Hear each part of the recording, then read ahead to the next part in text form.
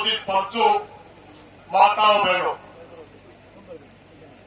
हम कोई लंबा चौड़ी बात नहीं करेंगे क्योंकि बहुत से वक्ता बोल लिए।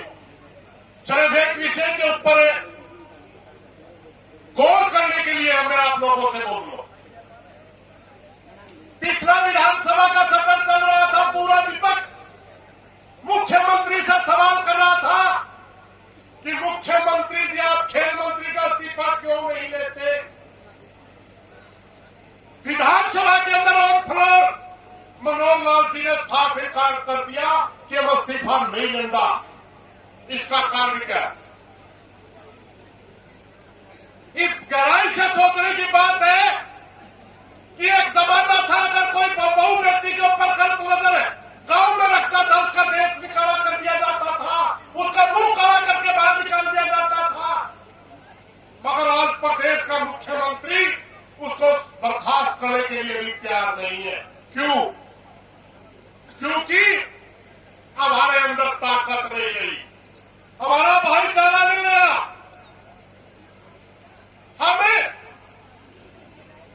छोटी छोटी बातों के ऊपर एक दूसरे को नीचा दिखाते, हमारे बीच में रोज हजारों तरह के संगठन पैदा कर दिए गए। कोई गोरक्षा के नाम से सीधे कत्ल कर रहा है, कोई किसी मंदिर मस्जिद के नाम से लड़ रहा है, कोई जातीय धर्म के नाम से लड़ रहा है, कोई हमारे को जातीय धर्म में बात करके अपना फायदा उठा रहा है।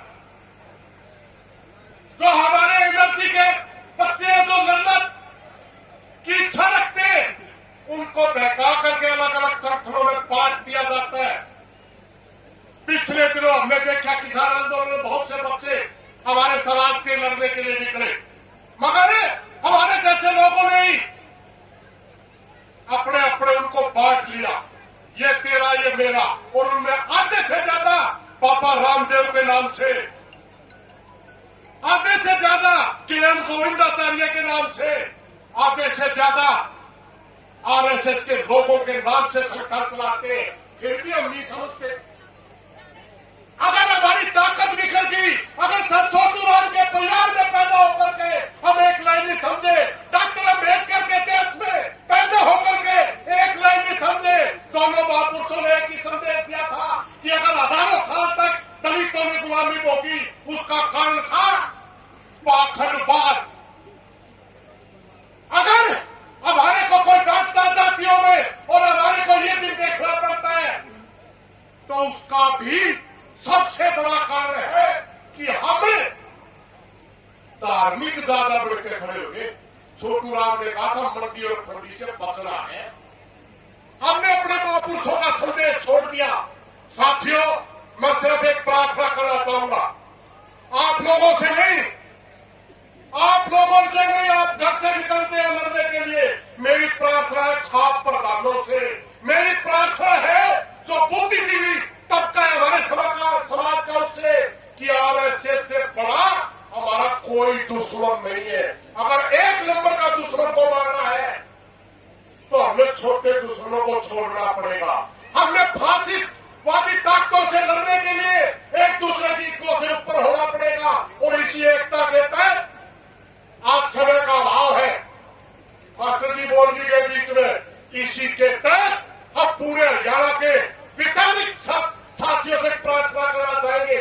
भाषण देने से कुछ नहीं होता, चेहरे चमकाने से कुछ नहीं होता, मात्र 5-5-10 के संगठन बना करके आरएसएस के लोगों के हाथों में आप खेल रहे हो। केएल गोविंदाचार्य के बारे में सब जानते हैं, राजीव दीक्षित के बारे में सब जानते हैं, जनपुर राजेंद्र के बारे में सब जानते हैं, बाबा रामदेव के बारे में सब जानते हैं, अन्नाधारे के बारे में सब जानते हैं। ये सारे राजीव दीक्षित और जैसे लोग हैं ना, ये आरएसएस की प्योज थे। और इनके साथ अगर जाओगे तो आप समाज के क्रांतिकारी नहीं हो, ना समाज का भला कर रहे, आप समाज का नुकसान कर रहे। मेरी प्रार्थना है कि सभी ताकतों पे एक होकर के मंडी और फंडी के खिलाफ लड़ना पड़ेगा। इन बातों के साथ कोई गलत मानने माफी चाहूंगा। धन्यवाद सर। बहुत बहुत धन्यवाद।